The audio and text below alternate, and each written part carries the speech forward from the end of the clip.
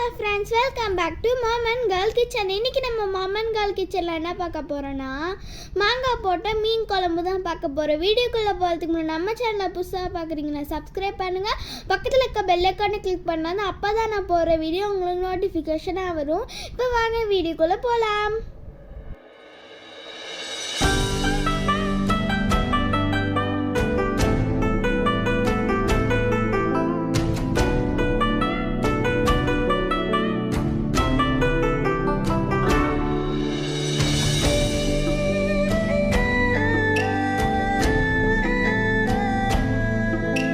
இன்னைக்கு நம்ம வந்து மாங்காய் மீன் குழம்பு வைக்க போறோம். அதுக்கு வந்து முதல்ல pan வச்சிட்டு ஆயில் ஹீட் டீஸ்பூன் சோம்பு, அடுத்து 1/4 டீஸ்பூன்,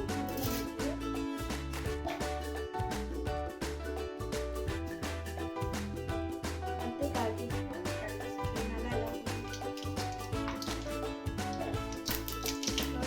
கடுகு நல்லா வெடிச்சு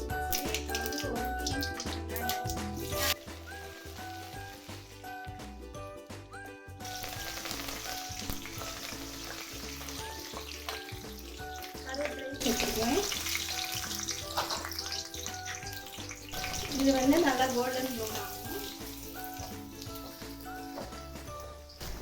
இப்போ இந்த வெங்காயம் வந்து கோல்டன் ப்ரௌன் ஆகட்டும். அதுக்குள்ளார இந்த குழம்புக்கு தேவையான தேங்காய் பேஸ்ட் வச்சுக்கலாம்.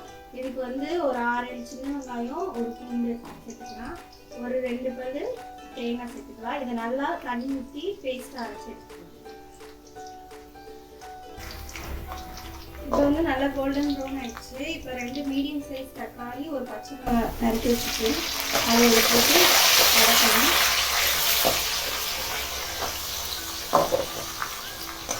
இப்போ தக்காளி வந்து நல்லா மசிச்சு இப்போ அரைச்சி வச்சுட்டு தேங்காய் பேஸ்ட் சேர்த்துக்கலாம்.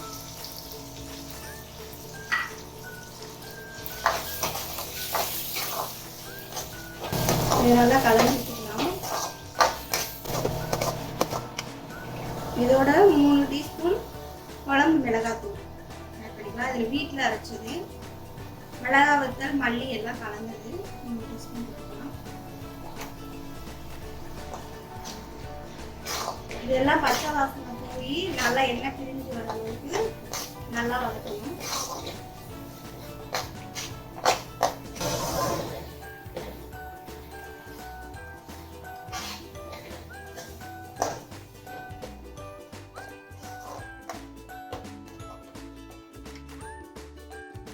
எண்ணெய் பிரிஞ்சு வந்துருச்சு. இப்போ குழம்புக்கு தேவையான அளவு உப்பு சேர்த்துக்கலாம்.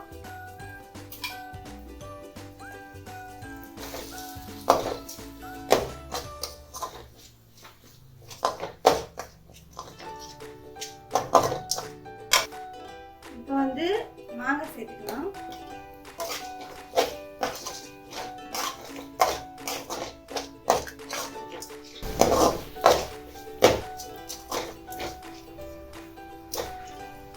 இப்போ மாங்காய் சேர்த்தாச்சு. அடுத்து தேவையான அளவு புளி கரைசல் தண்ணி சேர்த்துக்கலாம்.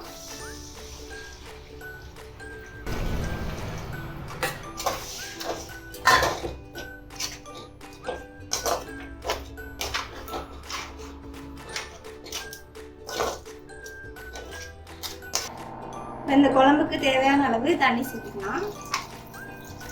மீன்ல இருந்து வேற தண்ணி வரும்.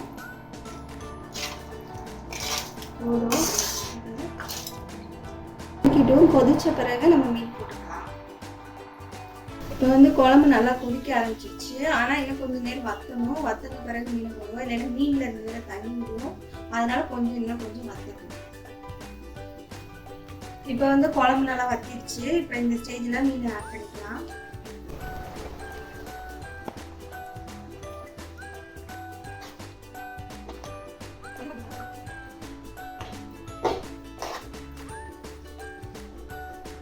மெதுவாக கிண்டி விடுங்க, உடஞ்சிடாம.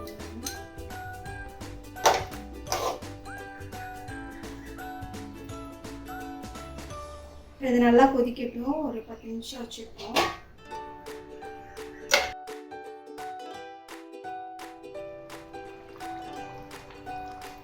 அவ்வளோதான், குழம்பு நல்லா வத்திடுச்சு. இந்த ஸ்டேஜில் வந்து கொஞ்சம் கொத்தமல்லி ஆட் பண்ணிக்கலாம்.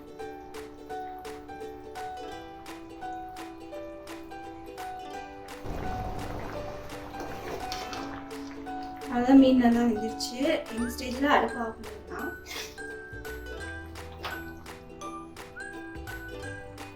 அவ்வளோதான், மீன் குழம்பு ரெடி ஆயிடுச்சு. இதே மாதிரி நீங்களும் வீட்டில் செஞ்சு சாப்பிட்டு என்ஜாய்